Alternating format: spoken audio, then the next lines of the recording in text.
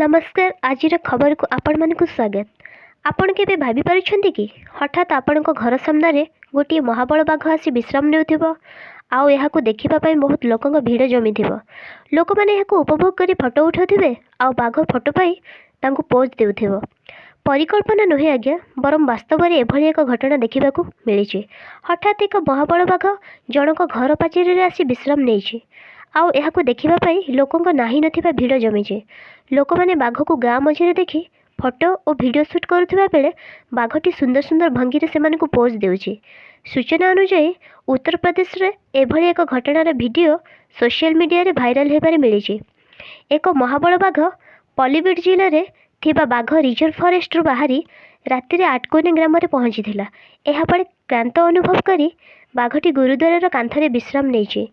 बाघ को देखापी एक विराट जनसमागम होइछे। वन विभाग द्वारा एक जाल व्यवहार करी एक सुरक्षा कड़ान सृष्टि करा जायछि। पुलिस प्रशासन अधिकारी माने घटनास्थल में पहुंची बाघ को उद्धार करने वन विभाग कर्मचारी माने चेष्टा जारी रखिछन्ते।